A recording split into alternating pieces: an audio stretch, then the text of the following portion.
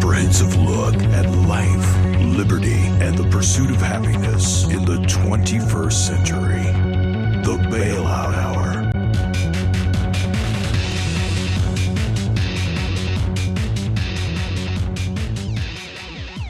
Today we're here with Dale Fruit and William Paul. We're going to be talking about the police state and the challenges our country faces between the police and its citizenry.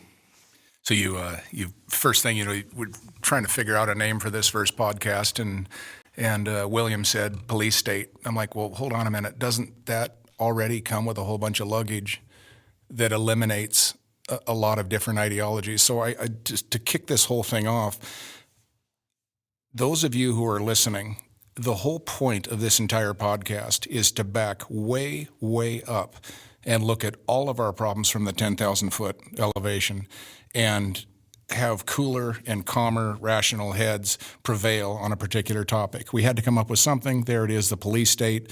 But we're going to identify the nature of that. If it's a problem, what is it? Who might be culpable? And later on in the podcast, maybe some possible remedies. So I'm going to let William kick off and just give some general ideas of his definition of the police state. And before we do that, Dale, what I want to do is just say, from my perspective, I'm actually on the ground floor of it as a peace officer for my community. And so it's a different perspective from where I'm at than others. And, some people would say that I'm part of the enemy and I'm part of the police state and I'm part of the problem, which they observe based on what's being reported in the media and what the controversies are that obviously sell airspace across the nation. So what I'd rather do is kind of see what your opinion is as to what some of the challenges that you see that has been brought up recently, or just in your personal opinion as to what that police state means for you as a citizen rather than a peace officer who's out there trying to, I guess you could say, enforce law or protect and maintain the peace. Sure, you bet. This topic has been near and dear to me for quite some time because I'm blessed with friends in judges, prosecutors, defenders, maybe even a couple felons, and so you back up and you take a look at all of their opinions, and I think what we might all be able to agree, if we're being honest with ourselves, is if we look at Fox, CNN, MSNBC, name it, all the alphabet news agencies, if we're looking at it at all curiously, I think we can say that the narrative is a bit insincere or disingenuous. The protests in Ferguson or the protests by citizens in the street or even the comments being made by law enforcement, something is missing. And I think what it is in all, the narrative on both sides is absent of a genuine conversation of what exactly is your opinion, how do you come to that, and trying to empathize with the other side. Instead, it's just defensive. I'm right, you're wrong, let's fight. And I think we need to grow out of that.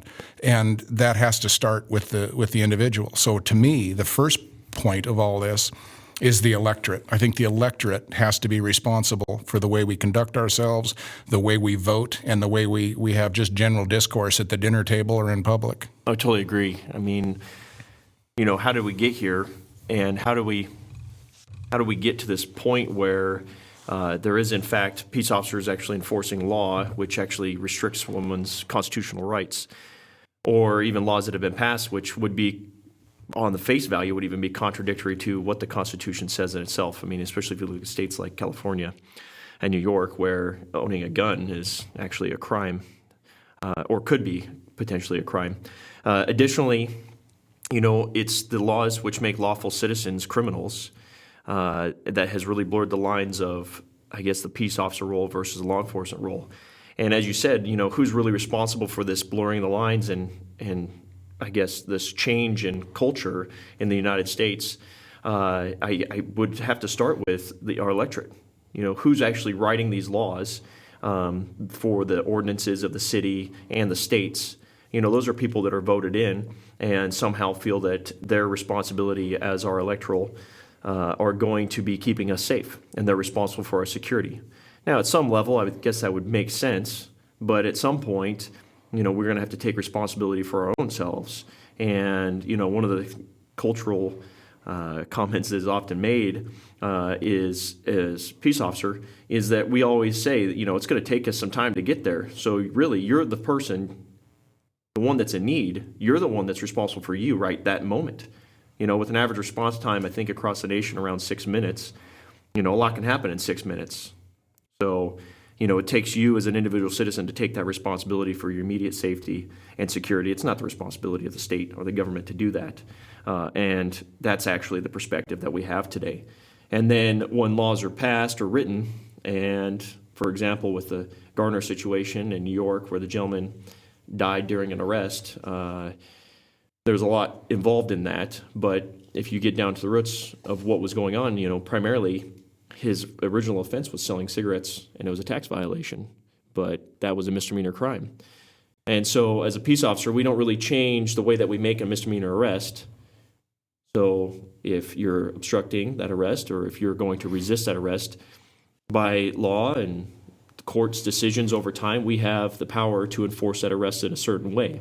And let me interrupt you there. Yeah, go ahead. Because one of the most powerful things in our entire system, in the entire executive branch or judicial branch, one of the most powerful things we have is the officer's discretion. And that is a nuclear bomb in the equation of justice, because a peace officer, correct me if I'm wrong, could see that violation of a misdemeanor and add up, and I'm not making second guesses of the Garner case because I wasn't there. I don't really know how that happened Agreed. Before the tape rolled. But do you not agree that peace officers have that discretion? They don't have to go after that misdemeanor violation if they're looking at other things and saying there's other mitigating circumstances in here where if I push this, yes, I'm right, it's in my legal bounds, and yes, I have a monopoly of force at this particular time. But my discretion tells me to not pursue this now, to let it go down and pursue it at another time for this reason. And if that is not being trained effectively and we automatically, reflexively shift to guns because we have that monopoly of force, there's a problem. Yes, there's several ways that misdemeanor crime can be charged. And you're absolutely right. The discretion could be write him a citation, write it as a report, and have the prosecutor go after him and serve him his papers and his summons to appear before the court regarding the charge. The other one is if it's a fear that the person may not take care of it or is going to be a continued issue, and then arrest may be necessary to basically maintain the peace of the situation. But really what I'm bringing up is, does that even warrant a misdemeanor crime? That's the issue that I see with it. Why is it that is a misdemeanor crime, and just like a battery is a misdemeanor crime, at least where I'm at. And so obviously there's varying degrees of battery that could become a felony, but nonetheless, how is battery and not paying a cigarette tax the same crime in punishableness? And so that really kind of why the electoral and our elected officials and the people that write the laws need to be more held accountable, because why not just make it an infraction and just charge the guy and say, listen, you're not doing the right thing. This isn't how this is supposed to work. And so then charge him a civil penalty of an infraction fine. I think that would have been more reasonable than going down the path of making that a misdemeanor crime. So, it's how we as citizens have just kind of laid blind for long enough. And I'll be honest, I was that way for a long time myself. It takes a little while to see the inner workings. And when you do that yourself, then you get to see the greater issue of what's going on. So, it may be illegal to make a discharge of a firearm. It may be illegal to carry a weapon concealed without a permit. And really, isn't that protected by the Second Amendment? I think Arizona's got it right by making it a constitutional carry state. When did it become illegal to bear arms? It doesn't matter if it's concealed or open. In fact, I would actually venture to say it's probably better to leave your weapon concealed than it is to leave it in open carry fashion. So I think it's actually a community would be safer by going to just strictly a constitutional carry kind of ideology rather than this, we need to be licensed and permitted. I agree with you. The conversation then is what is law? Because it's very interesting. You bring up the Second Amendment thing, and probably shouldn't go sideways too far on that because we could go for days. But the Second Amendment's an interesting thing. The Second Amendment, in and of itself, is an interesting read because it's obscure to me. It's very obscure. But if I read the Federalist Papers and I look at all of the lengthy dialogue that went back and forth between James Madison, John Jay, and all the U.S. history that went into the formulation of that, the Articles of Confederacy too. Now I know exactly what the Second Amendment, what I understand the spirit of it. Exactly. So my question then, and this is rhetorical because I don't even really know there's an answer to it, but I would love to hear your opinion. If somebody says, no, because you're in California, California's an open carry state, correct? You wish. Well, oh, yes. No, yes, it is open carry. It is an open carry state. And they just recently passed a law for concealed carry permits for citizens as well. Right. If somebody, whether it be a municipality, says, you cannot have a firearm here, my question is, at what point is it law? Because unconstitutional law is not valid law, correct? According to federal courts, you're correct. According to federal courts. Okay, so if somebody they write a code that infringes the Second Amendment, how long is the mindful, ethical citizen supposed to comply with unlawful code before it goes through the process, goes through appeals, goes to the Supreme Court, and they offer an opinion? Again, that's an opinion on if that's law or not, when I know right out of the box it's not law. Isn't it interesting that now we're talking about at what point is it actually valid law? And if you ask the legislators, they'll say it's as soon as I pen it, it's law. I disagree. As soon as the Supreme Court says this is law, I disagree. Why? Because I've read the Constitution, I've read the Federalist Papers, I understand what unlawful law is. So what, you understand the point? I absolutely do understand the point. And just to clarify what I meant by you wish California was an open carry state is, I know that with the county of San Diego, you can't have ammunition actually in the pistol. So yeah, you can have the gun, but it needs to be completely unloaded. So what's the point in carrying your gun openly at that point anyways? But nonetheless, yes, you can openly carry an empty firearm. Or at least that was the general practice when I was down there, and I still believe that's kind of the issue down there. But nonetheless, the issue, what you're highlighting is actually the pecking order at which we really have this how do we get here kind of state. And what happens next is obviously laws are made. Then the media perpetuates this skewed, and I would even say bastardized perception that push forward the agenda of a minority. And then we get the stricter laws and this idea that by creating gun laws, somehow this is going to make us safe, even though recently many studies have been coming out that show that is obviously completely opposite of the truth. And the people themselves, I mean, the PBS just did a recent study. I don't know the numbers offhand, but overwhelmingly, the United States, the hundreds of thousands, I believe it was like over 700,000 people did the poll and voted in the same way. I think it was 800,000 total, and over 700,000 actually voted that, yes, guns make us safer, and they believe that we should not have stricter gun laws, which is awesome. But would you believe that's the case based on the news that you see today? Absolutely not. Why? Because the media is perpetuating this concept that we need to have more gun laws, and it's somehow having military weapons in the hands of citizens is going to make us somehow a dangerous society when the opposite has been proven. And not only that, I think that it shows that as a culture, we are hopefully going back to those roots, that we do agree with the Federalist Papers where it says that the idea, the reason that we have the right to bear arms, and what they mean by bear arms was any military destructive device. I mean, that's very poignant as to what they meant by bear arms. It wasn't, oh, you get to have a shotgun for hunting. No, you get to have any military destructive device. So we're re-educating, or a re-education is occurring as a grassroots movement, which is great. And it's going to take some time for it to feed in.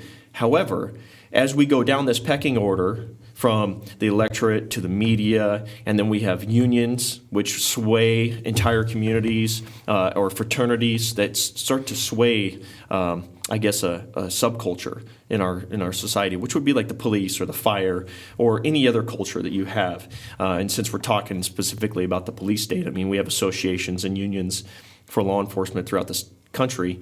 And they are even going to sway opinions. We have organizations like the BJA, the Bureau of Justice Assistance, which does training for federal and local law enforcement. So we have the SPLC, Southern Poverty Law Center, which obviously they really put a lot of disinformation and then also skew the perspective of mixing truthful and untruthful things together, and they have a lot of pull through lobbying and other things as well. And so what we have is this training organization, which is then is manipulating also what is being taught, or so a perceived reality. And then we have the friction point at the base, which is the people. And so the people believe at their core, they have a fundamental knowledge of what it means to be American, what it means to have the Constitution, and kind of like this idea that, you know, we're free to do what we want. We're free to go become president, which I guess maybe even today that could be an interesting argument to show that that's probably not really the case. Like, you can't just go become president. But nonetheless, what I'm saying is that the friction point then becomes the people versus the police. And why is that? It's because it's been, in my opinion, it's going to be set up that way. Because if we get into infighting and we get into this conflict of the police versus the people, what you end up with is a friction point at the bottom. And at the bottom, you stay in a fight. So you can't step back and, like you said early on, is to go to that 10,000 feet and look down and get that bird's eye view, because you're too focused on that immediate threat right there, the proximity of the pain. And that pain is very painful when you're being right there. It's right there in front of you. You're getting stopped on that traffic stop. You're getting that speeding ticket. You're not going to get a re-education. You're going to get a $200 fine or a $50 fine or a $60 fine, or whatever it is, or, maybe you're in an area and you get your rights violated, and then there's nothing you can do because, you try to fight it and there's just nothing you can happen because of what you were talking about, this kind of cultivated police state that's just kind of gone unchecked. And so what we got to do is just kind of refocus and identify where this real threats come from. And, a lot of times, our proximity necessarily isn't the closest threat. It might be the most painful threat, right?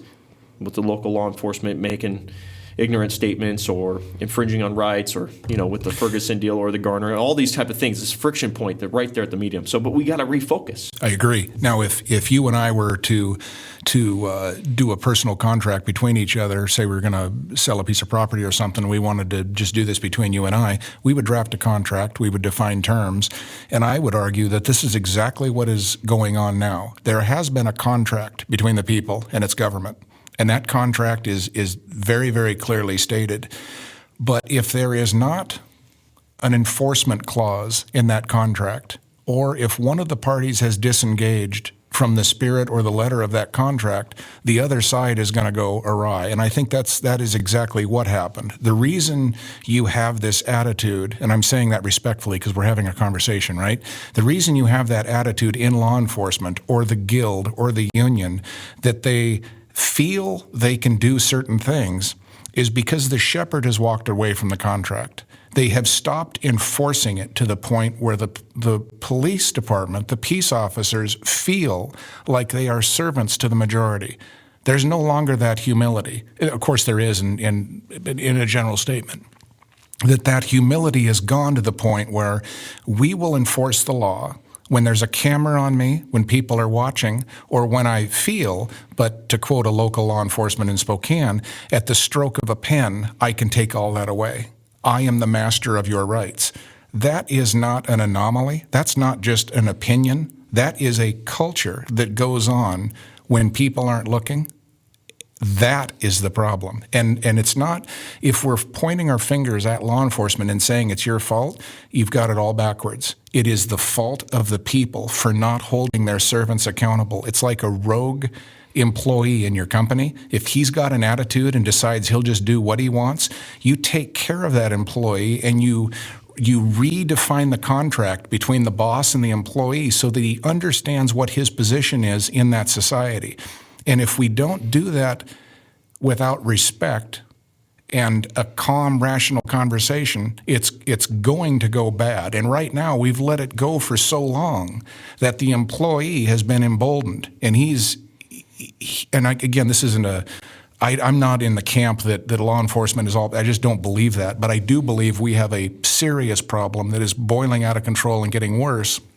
And the best way we can fix that is to go back to the contract, redefine the terms so that we have an understanding of what those terms are. If you swore an oath to defend a document, what exactly is that document? How much time have you spent understanding that document? Do you understand it? If I gave you a test of the Constitution right now, I wonder what your score would be. that is the type of thing I mean by a reviewing of the terms. If you're swearing it to protect and defend it, I would expect as a taxpayer, as just a normal citizen, that you have a far better understanding of that document than I do, so that when I'm pulled over and you say, would you mind stepping out of the car? I want to look in your trunk. Not only do I refuse, but I don't even say anything, and I don't even look you in the eye. If you're a trained constitutional scholar, that should make you smile, because that means we are operating off the exact same document. That's not an offense to you. Don't take that personally. We are operating off the same document. You have no reasonable suspicion. You have no probable cause. If you did, you would have stated it. So I'm giving you my silence because I get it. That's our contract. But that's not the culture. The culture is, oh, you want to play that way? Then I'll drag you out of your car and rough you up. Yeah. It's interesting that you bring that up, because it's even interesting if you look at if we could have a diverse background of law enforcement officers sitting here and just get them from all different states, you would find that in their states they have different search laws. So they have different search powers.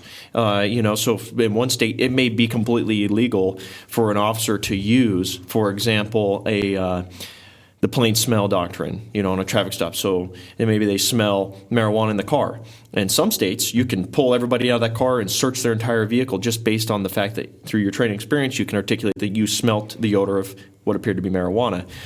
Where in another state, you would say, I can smell marijuana in your car, may I search it? And when they tell you to go pound sand, that's exactly what you do. You say, thank you, have a great day, and then they leave. So, and that's a very entertaining conversation to have. And so I would even say, and the dialogue that officers have often across the board with themselves is, our goal is to stop criminals, all right? So in the majority of the time, we're going to be called to service, and we're going to be encountered in a situation where someone has either taken someone else's liberty, imposed their will over another, whether it's in a violent nature or not, or maybe it's just a civil disagreement. And then we have to find some way to either enforce law or just reinstate the peace in this situation.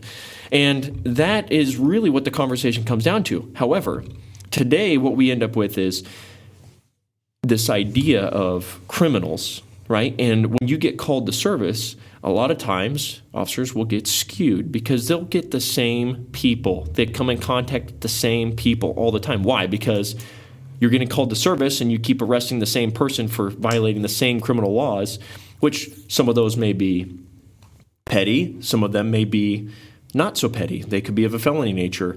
They could be violent against the community. They could be violent against individuals, whatever it is. Maybe they're a violent felon and they really do need to always get arrested, and somehow the system keeps letting them back out, back out by either, they get the charges dismissed down to misdemeanor originally from a felony charge, or they're just found not guilty, or whatever the situation is. They just end up back on the street. They perpetuate the same thing. We arrest them again. So there's this constant cycle, and that's what law enforcement gets exposed to constantly.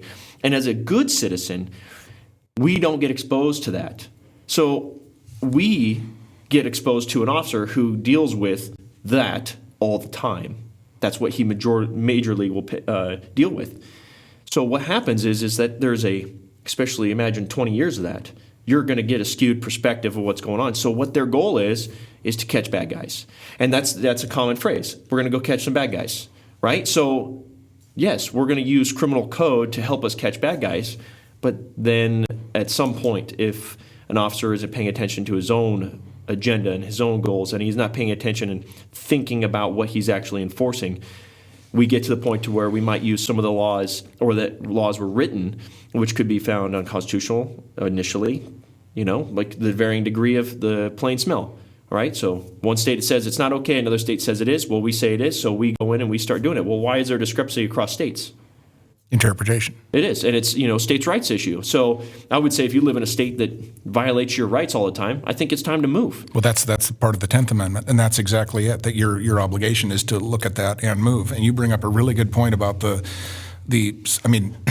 essentially what we're trying to do is first identify that there's a problem. Is there a problem? And I would suggest, obviously there's a tremendous amount of problems inside the police, inside the ranks, the thin blue line, all the unwritten fraternal agreements that are made between cops that really are not very complimentary to the integrity of the department.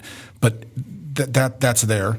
I don't think anybody can argue with that. But what you mentioned is the people. Imagine John Q. Public driving down the street and having the thought, the forethought, and the compassion for that cop that pulls you over, regardless of what you think, regardless of what you've seen on CNN, MSN, forget all that, forget your narrative. Could you think for a second to put your hands at 10 and 2 on the wheel and keep your window down and just lead with whatever you need to make this cool? Well, let's start there, because I have compassion for the guy. Like you said, he's been tainted. It could be 6 months out.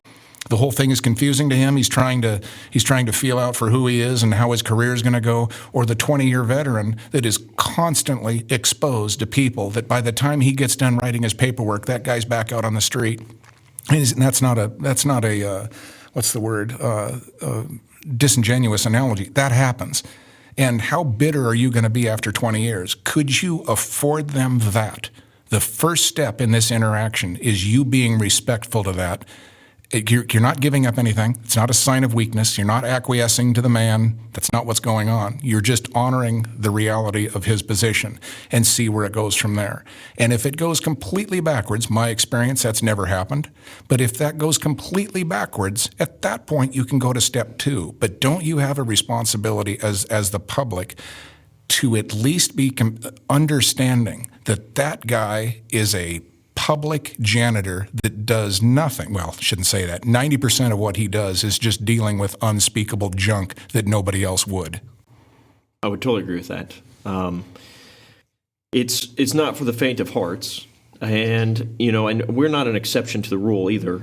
And so, one of the things that I used as a quote I picked up during my military time is, the military, the people that actually get on the ground and volunteer to go and, say, for example, enlisting during a time of war and going over and putting yourself between the enemy and, say, your country, if that's in an ideal situation, which, as we grow up, we become less naive and realize that maybe you've been taken advantage of. So that being said and aside, what I'm saying is that there needs to be a culture, a group of individuals, and you could even refer to this as ancient times as a warrior culture, which are willing to do that which others are not, because they're unable to, they just don't want to, because of ignorance or ability.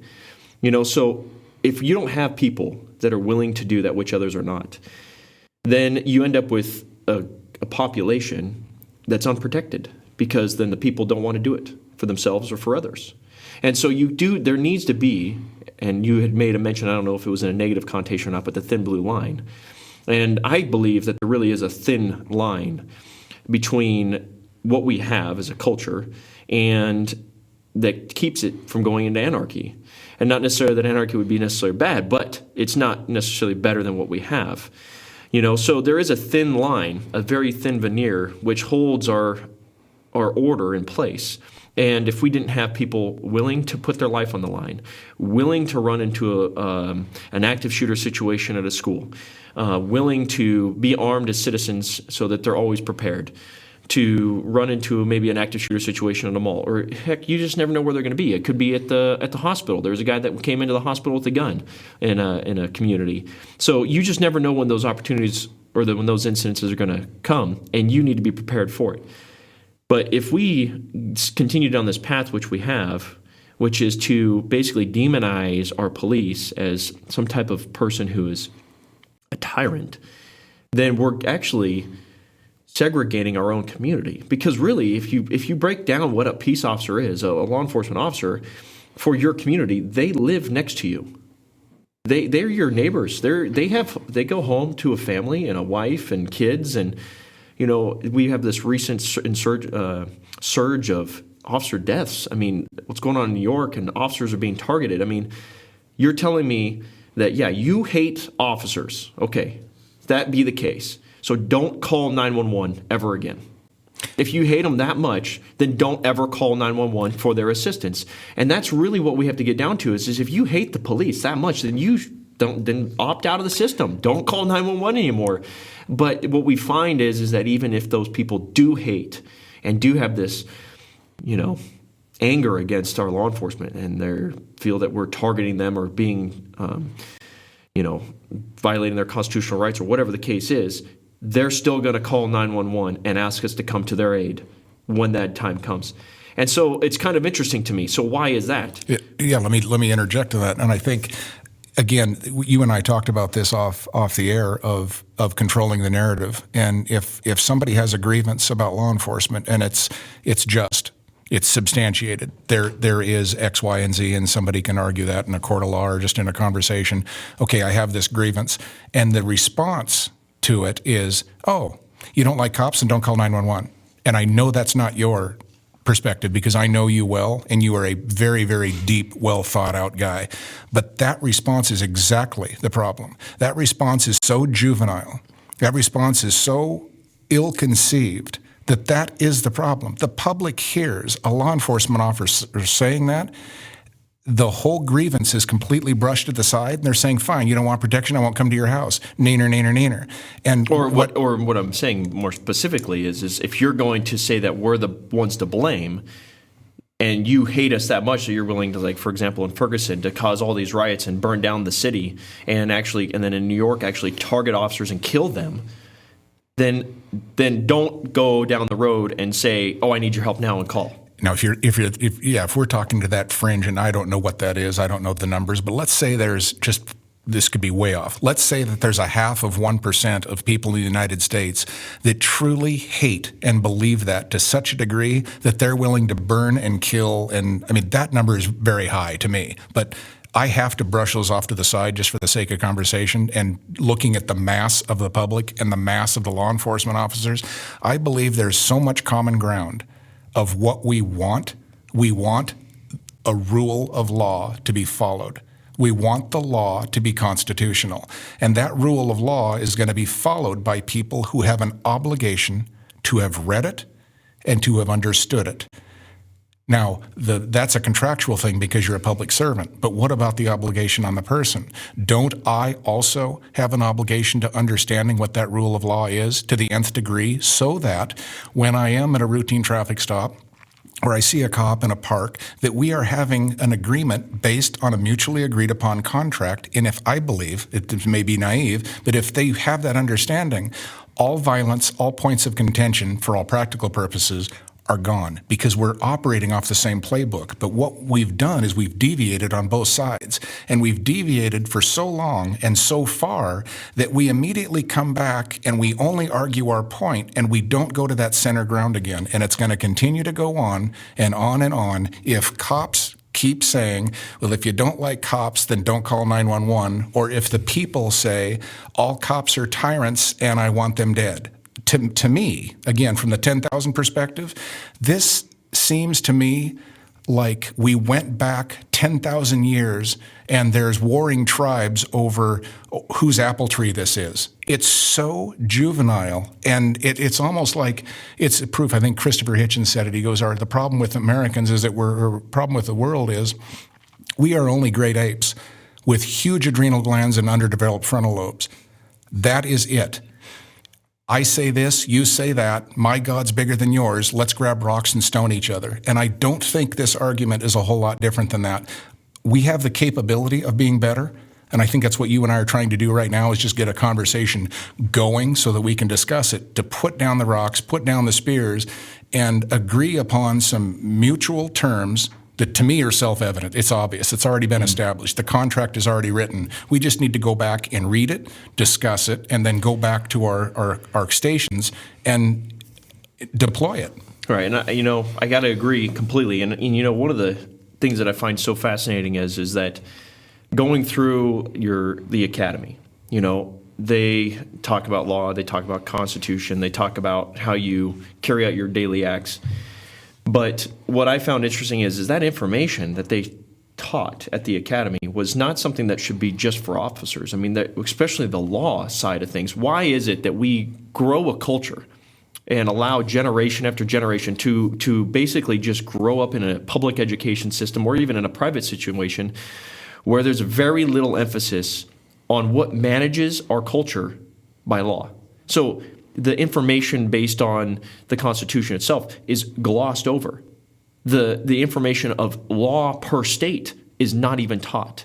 So you have to seek out that information, and so you become a driver after reading your DMV booklet on the street laws and how to operate your vehicle within the state.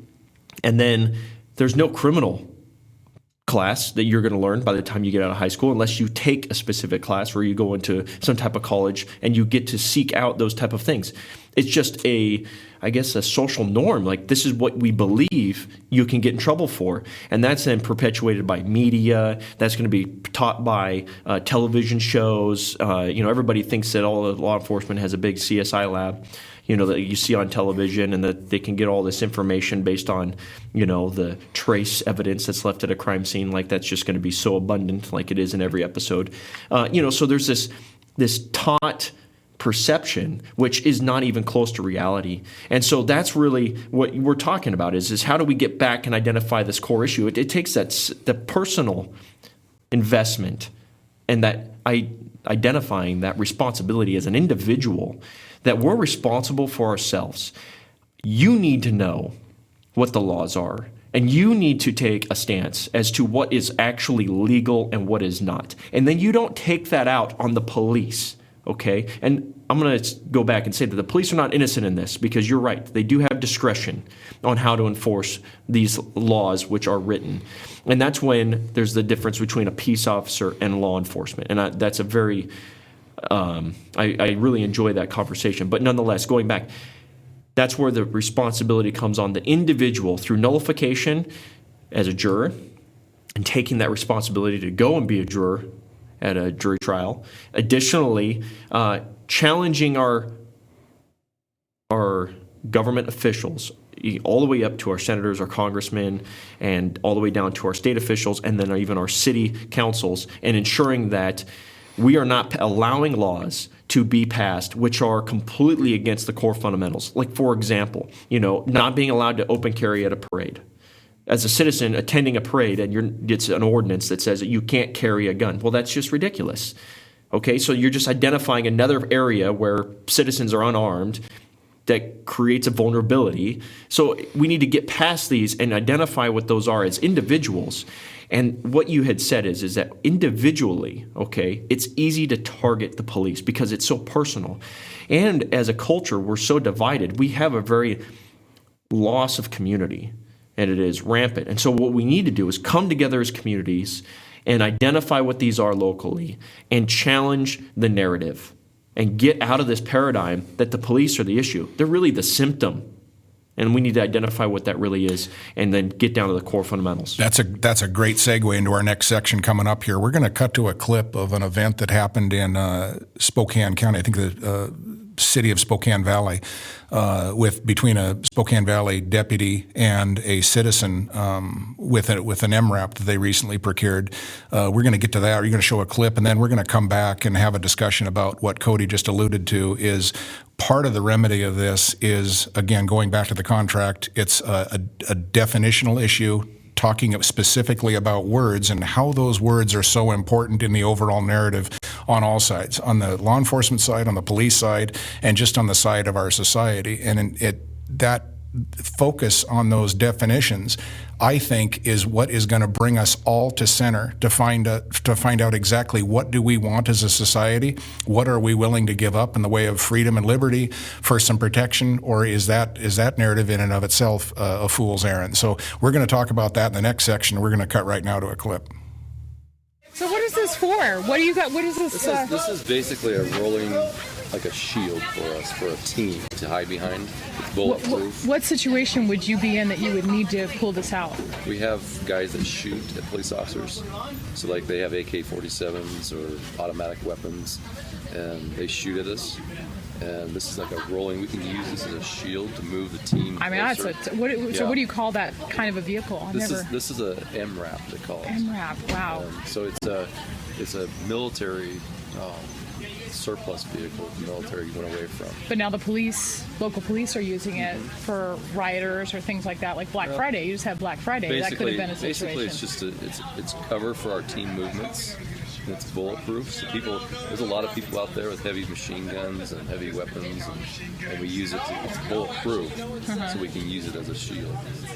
And I know there's a lot of people concerned in that the military turning on our own citizens in case there were some event that would trigger that. How do you guys feel about that? They can't use it. Constitutionally, Obama's just kind of stepping all over anything constitutional right now. So I think people are really afraid of their government right now. And then when you see this kind of a vehicle I mean, it seems like this is a campaign, right? All these police officers out in front of Walmart. It's not a campaign. We're shopping with children. It's, you are. Okay, so there's something else. Oh, yeah. Okay. Okay. Yeah, this is the kids in there shopping. Oh, sure. But from a parent, from a citizen. The kids love to see this stuff for the SWAT team and stuff. Sure. And then I Yeah, can well, my follow son over would it. too. Yeah. But then, So- as a citizen and someone who's raising children in a world that I don't know what it's going to look like with them, I feel like this is also a kind of a desensitization type of tool where they're going to think it's normal. You know, a lot of kids grow up and AK-47s in the hands of people policing them while they're going to school is normal. Times are crazy right now. The world is crazy right now. Everything So changed. Everything's going crazy. So I mean, I know you guys are on the front line and you need to be protected, but I know there's a lot of people worried about that turning on citizens who are deemed to be, terrorists, and that is a very loose term now. Who is a terrorist? it's worldwide. It's just everywhere. It's sad. Well, the nice thing about this piece of equipment is that if somebody is directing fire toward a team that's trying to get in, they safely can pull right up to a front. Take enemy fire and still try to address a threat without being in fear of getting shot. So I'm thinking that is totally appropriate in Iraq, but what kind of a situation in the U.S. would you see that happening? I mean, we've got a lot of constitutionalists and a lot of people that stockpile weapons, a lot of ammunition. I mean, we've got a lot of constitutionalists and a lot of people that stockpile weapons, a lot of ammunition. They have weapons here locally. Do you think that's their right to have those, or do you think that's inappropriate? I mean, because not all those people don't always turn on their government. They don't turn on the cops unless there's, I guess reason they think to do that. And some of them are pretty in crazy land. Some of them, but Well, it's worldwide. The world's unstable right now. When you look anywhere, when you watch the news, when you watch open it's very borders. unstable. I know. We could have this debate. I mean, we could all sit here and talk about it all day long. Our thing is here's look for the kids today. Right. We're showing them our equipment. We're not making it a mystery. It's not if we get officers that are pinned down, this is a great rescue vehicle to get them out of a situation. I mean, there's been so much in the news. So up there, is that where basically you can attach some type of a automatic Those are weapon? lifting points for a crane. Oh, okay. Lift the body off of they had to do some work on it or something. Those are lifting points. Okay. Or dropping points with a helicopter. You had to drop We in. don't have a Oh, helicopter. yeah, they're in a helicopter. Yeah, the whole Our thing. helicopter's small. Okay, You wouldn't can pick barely, us you can up. barely fit 3 guys in it. Oh, Our helicopter. And it actually had a rounded area. So if you actually were So to that get part up could have top, been a that turret. part has actually been removed from the area. but it could be replaced. Could a turret be put back on that? I suppose you could if we don't have one. If Yes. that makes sense. You don't have one yet. No, we got rid of it because we don't use it. We don't use it for that. But if there was purpose. ever a need that someone said you needed to now use it, you could replace it up there. I suppose you could mount whatever you wanted on it, but I mean that's not the purpose. Okay. Yeah. Yeah, I mean, this highly concerns me because as a citizen, I'm thinking, why do you need this kind of a vehicle on U.S. soil? To rescue And people. putting it out in front of a Walmart to desensitize children that this is okay to be in the world growing up with. You're going to see these more often. All right, Dale. So after watching that video clip and getting to hear what they were saying, what are your first impressions? Well, I'm torn because I think I'm looking at this from two sides. One is and again, I don't mean to beat this down and kick a dead horse, but if our peace officers understand the Constitution, read it, and they're actually upholding and defending it, and there is a reasonable threat against them trying to execute their oath, then I want them to have that MRAP. I have absolutely no problem with that at all, and I don't understand the reluctance for our law enforcement to have vehicles like that. But it's all predicated in the understanding that they are living off of the same contract that I think they are, and I think we can establish that they aren't. In other words, you want to drive that MRAP, you want to operate out of it, then you need to pass a basic test in the Constitution and understanding what your oath is. And I don't think they can meet that burden right now. Well, I will say that one of the things I thought was interesting about the actual clip itself is that the female doing the interviewing was talking to two deputies. And all the controversy is coming from one side, one of the deputies. And I kind of feel as that conversation goes on, you kind of notice that one of the deputies has one kind of viewpoint and one of the other deputies has this negative connotation, which is this idea that this vehicle is going to be used locally for constitutionalists and the people who have lots of weapons. You know, they reference machine guns or assault rifles or whatever the case is. But as a society, that we're supposed to have those items. So it's kind of expected and it's protected. So it's kind of interesting that one of them actually talked about the vehicle being used by SWAT. So it's not referencing anything about patrol officers driving around the city with this giant armored vehicle and facilitating traffic stops and just doing regular police work in that vehicle. It's for these situations where it's required to be a shield. It's one of the other things that was mentioned. Or when the violent offender is actively aggressing the officers with gunfire and they need to get close. It can be used as a shield to get victims out of a scenario.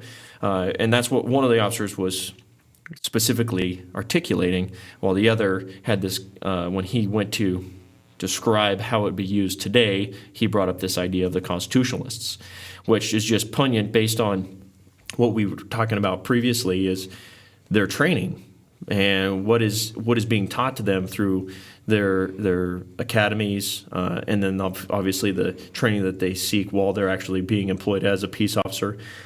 And this concept of terrorism, homegrown, whether it's the constitutionalists or the sovereign citizens, or they're blurring the lines with what those words actually mean.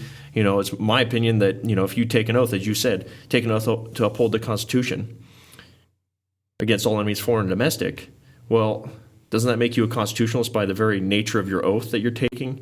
So for him to even say that, it's obviously reflective upon the training that he has received, or that he's been, this perceived reality which has been taught or saturated for him to believe that this is going to be used against those constitutionalists. And if you pick that up from there, consider this, think about this. A lot of times this conversation, I mean, here locally, this has gone national, it's even gone international. I know there was some heat from Britain on this issue that happened in Spokane Valley. So the BBC, everybody's picked up on this, and the tendency is to stick a finger in the deputy's chest. And I would advise to not do that and back up and think a minute. Exactly what you touched on, William, is that why did he say that? Was it a reflexive thing based on his training? And I would suggest, yes, based on my experience with prosecutors and public defenders and cops, that the word constitutionalist is a common vernacular. It is part of the narrative, and that word is used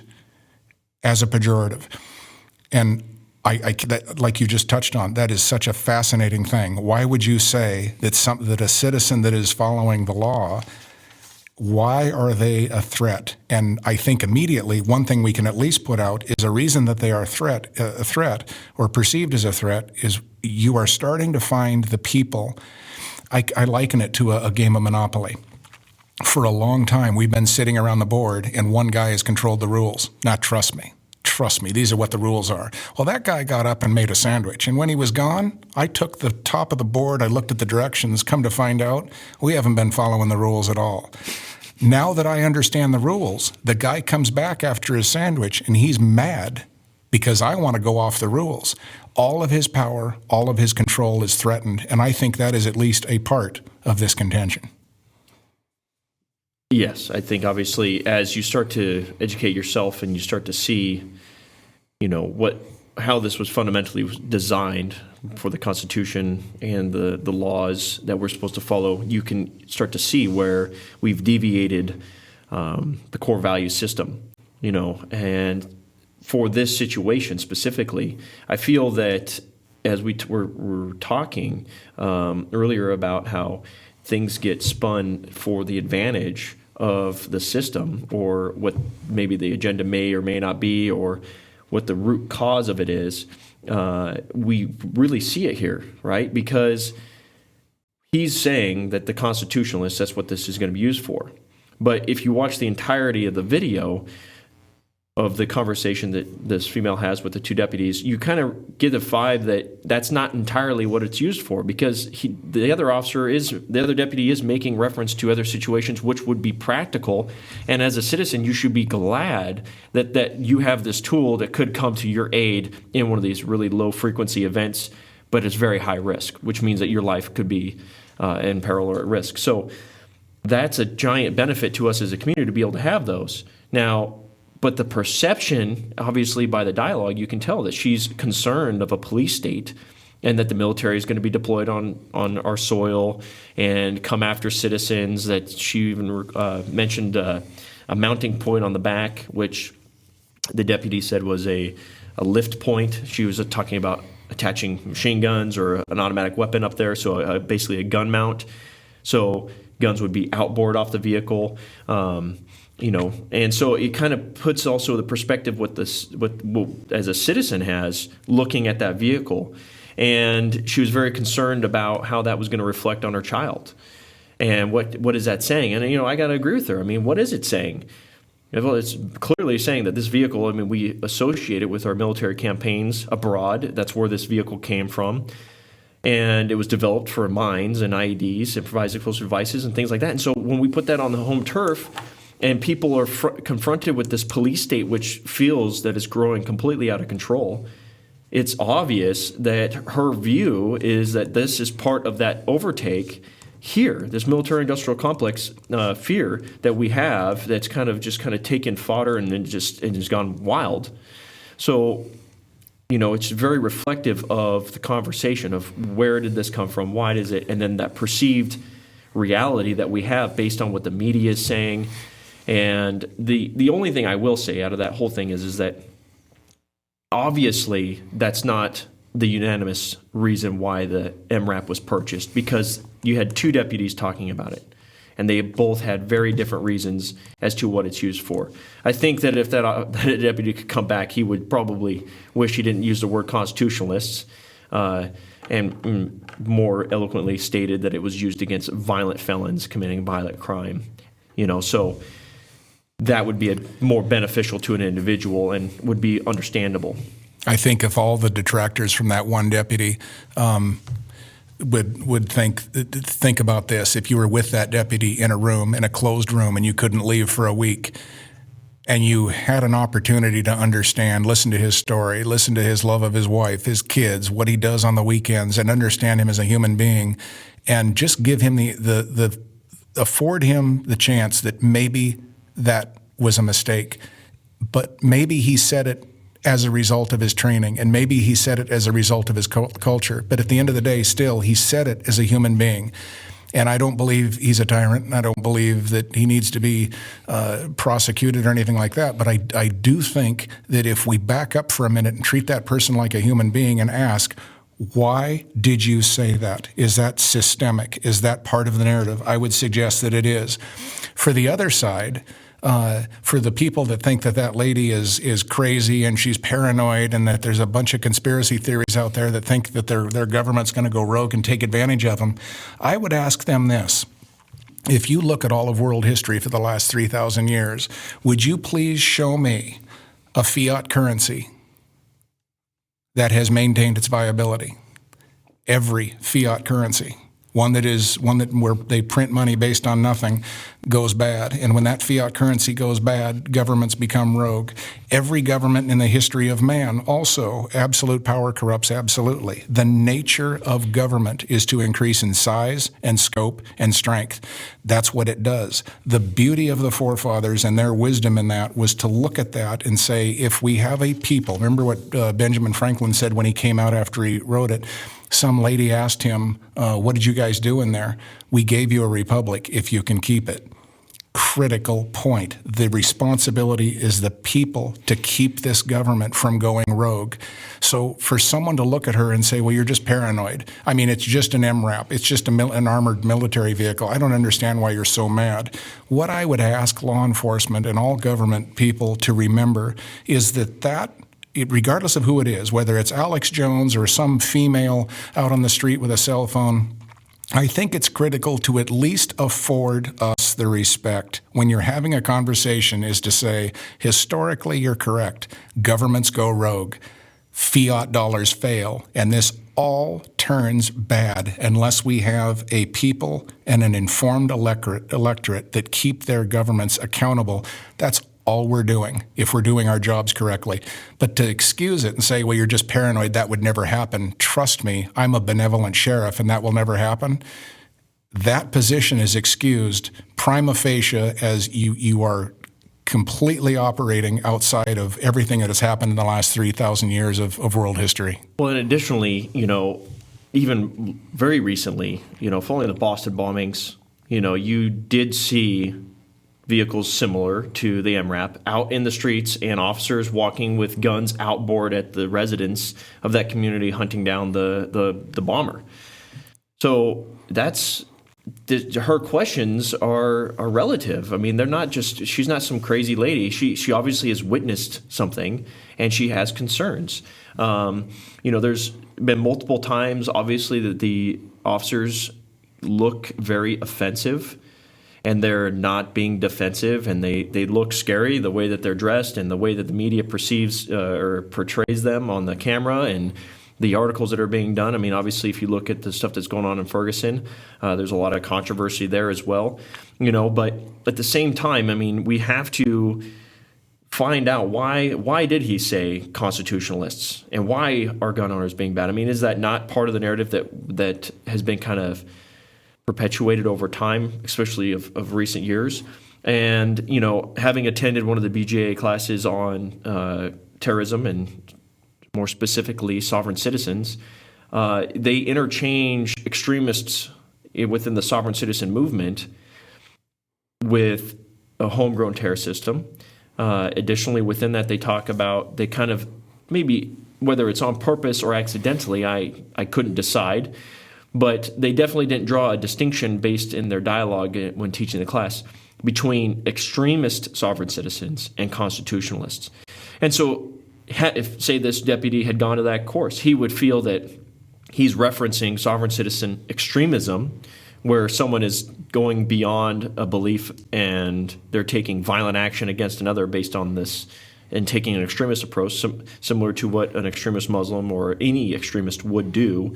That's going to completely change your definition of what a constitutionalist is if you've drawn that parallel through training. And I don't know if that's the case, but I did witness that actually going on in one of the classes I've attended. So, we really do have to identify where that stuff comes from. And, the BJA and the Southern Poverty Law Center, they often do this, whether it's intentionally or accidentally, that's yet to be determined.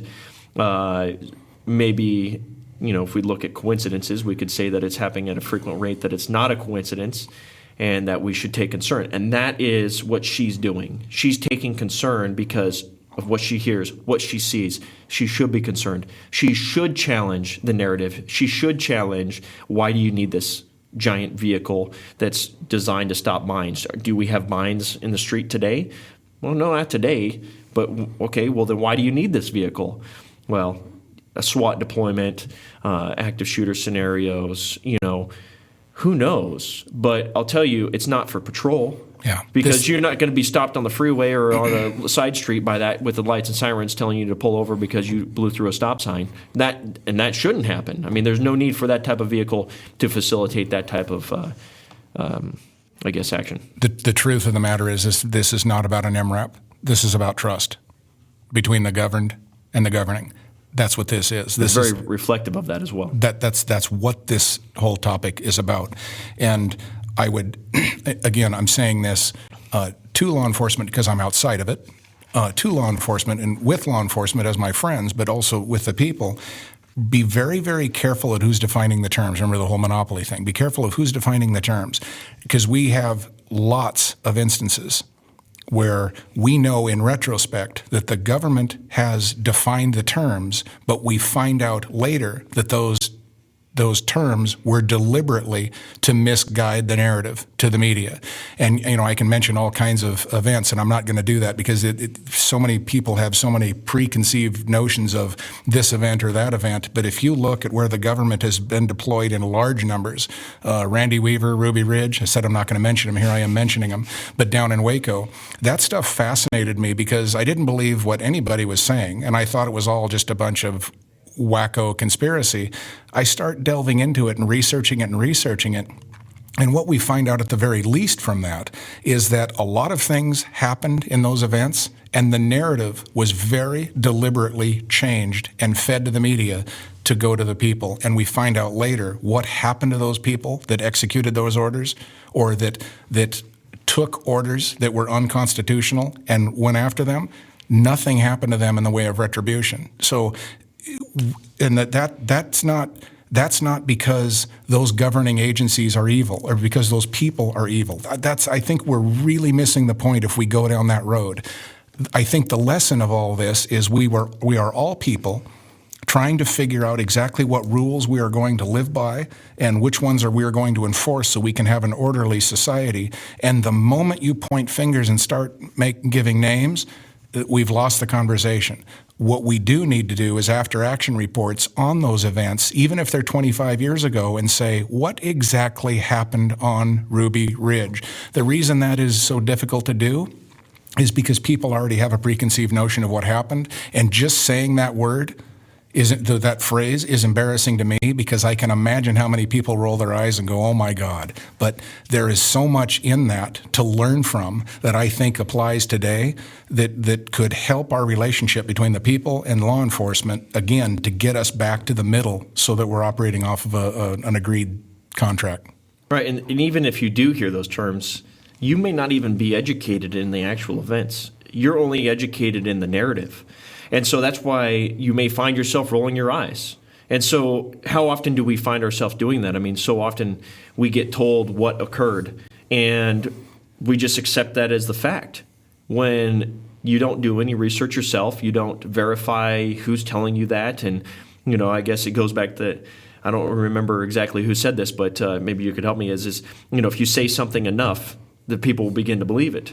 Right? I mean, that is, and it's so true. I mean, if you just continually tell a narrative, enough people will hear it that it just becomes the common knowledge, and it could be completely fake. And so it just shows that what you mentioned was this accountability, not only an accountability based on the people carrying out the action, right? Based on what they actually did. Was there an unlawful order given, and you still followed through with it? Well, there's an accountability point there. If they weren't being held accountable, why?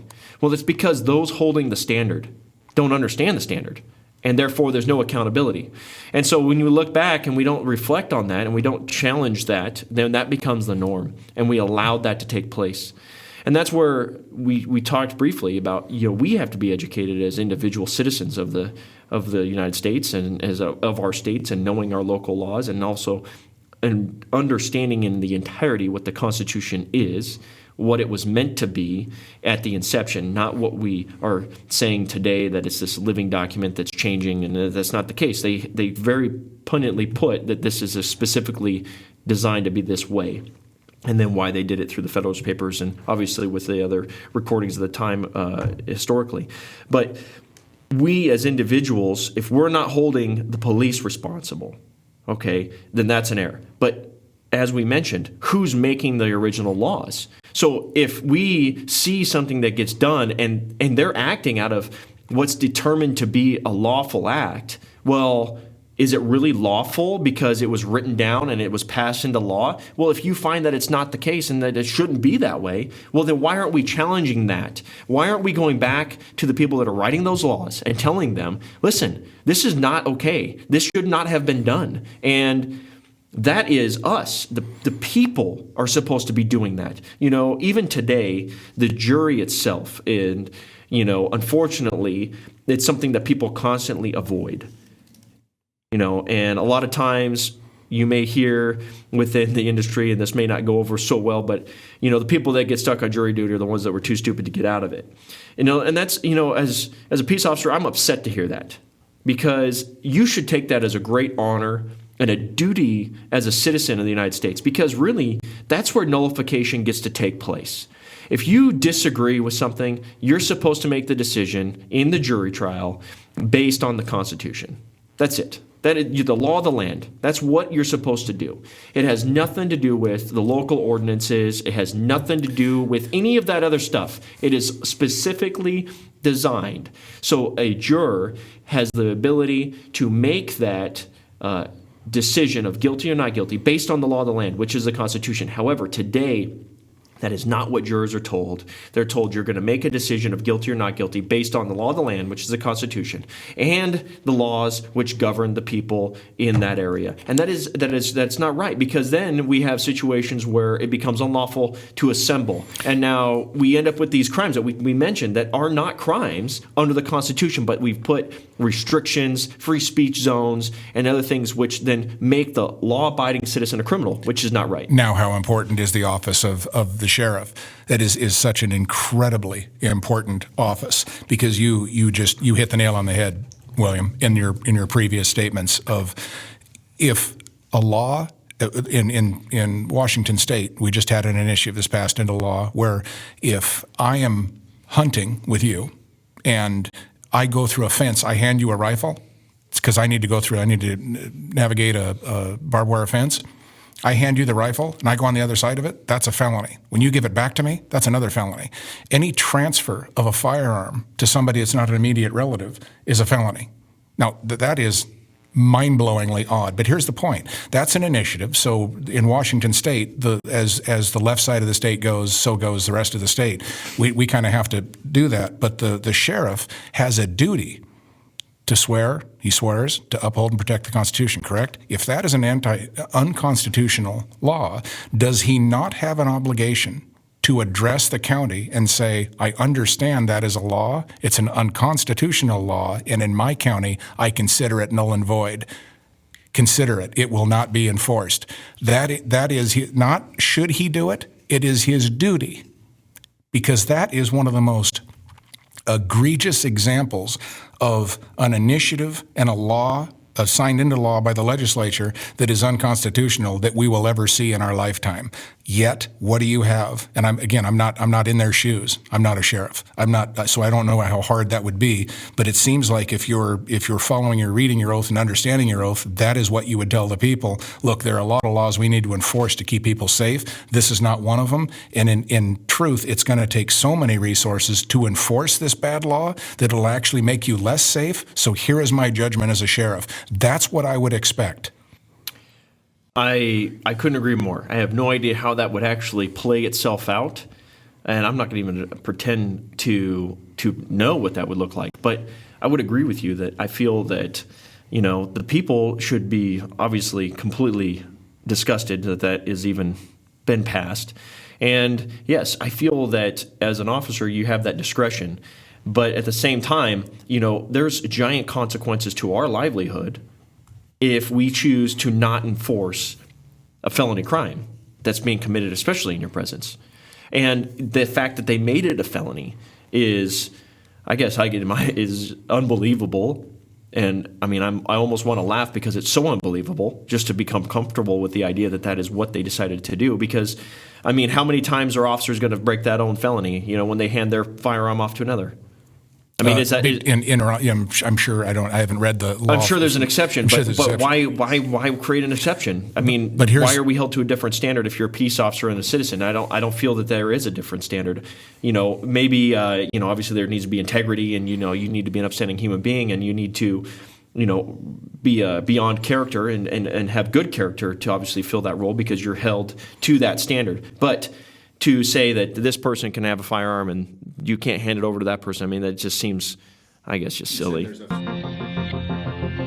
Trigger Control Training is your premier firearms training group. Trigger Control's instructors combine the training experience from current law enforcement officers, military personnel, and the civilian training market. We understand that today may be the day, and we must have a survivor's mindset. Trigger Control understands firearms are not the only answer, but a tool for your personal protection toolbox. From carbine to car training, from handgun to pepper spray, from taser to law enforcement training, Trigger Control is your training partner who understands what it's about.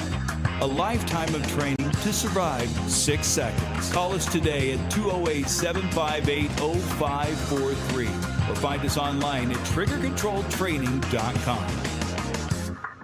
Okay, we're back with William Paul and Dale Fruit, and in summary, we're going to wrap up here today. And in summary, what I think the spirit of this, the exercise, is this: if you are under the notion by watching the major news networks or the internal dialogue you're having with yourself or listening to your friends or whatever, that there's two sides, there's law enforcement and the public, I would challenge you to forgo that and understand that that is a false narrative. That's not what's happening at all. Actually, there are no sides. There's no left, there's no right, there's no red, there's no blue. Those things are used to divide us. I would invite you to consider that law enforcement are part of the republic. They are part of the public. We are all in this together. And this false narrative is causing contention between us. We need to come together, stop poking each other in the chest, and ask, Officer Paul, when you're doing this, Sheriff Knezovich, when you're doing this, and have an honest discussion about the discrepancies. Officer Paul mentioned something earlier that the public needs to stand up. If you want to support your law enforcement, why don't you go after BS legislative code that they're currently obligated to enforce? That shouldn't be, and that's up to us to clean that up so that when they're out executing and enforcing the law, it's actual valid constitutional law. That's on us. That's not them. And the only reason they're out doing it now is because of the republic or the citizenry's apathy to own it and go to the legislature and clean up those books. That's something we as the people can certainly do to make their job a little bit easier and more valid. Yeah, we need to accept that we are a community, and that part of that community is the law enforcement element, the peace officer who you are going to call in the time of need, and how they interact with you and how you interact with them. That is a symbiotic relationship, and that we need to accept that we as a community are responsible for how they are treating us. And additionally, we need to support them rather than make them the enemy, so then they will support us and vice versa. It's a very challenging, obviously, situation, especially with the giant paradigm that's been put before us in this police state. But we should no longer perpetuate the same type of dichotomy, and let's stop the division. Let's join up together, and let's get open communication between our chief of police and our sheriffs and the local community and our city council, and let's make that difference today, and make it so officers can come out and voice their opinion and say things openly, because at this point, they'll be punished for that. If they don't go through with a law that's on the books as a felony, I mean, could you imagine if you don't carry out a felonious law? What's going to happen to that officer? I mean, and what do you think should happen to that officer? Well, I mean, obviously, we need to determine whether or not that criminal code is actually legitimate in its inception. So, it's a challenge, but in order for us to succeed in this, obviously these times, we are going to have to come together. Pool our resources. I think that's exactly it. If we work on this together and we have civil, meaningful, it's not always going to be pleasant. It's often going to be spirited, but we can have this conversation, voice our grievances, come up with a plan of attack, and go execute it together. That is what we could do to regain a healthy republic. So that's about it on this topic. We're going to hang up on this one for this podcast, and we'll see you on the next time. Uberfire is a survival product originally designed for downed U.S. air crews to assist them in building a fire when they were seriously injured and when all of the surrounding carbon-based fuels are saturated. UberFire has been tested, vetted, and approved by several of the most elite military and law enforcement teams in America. It has been tested all over the world and in the harshest environments. Visit our UberFire website at theuberfire.com. That's theuberfire.com. There you'll find a comprehensive video outlining what UberFire is, how it's used, and how to acquire UberFire for your personal use.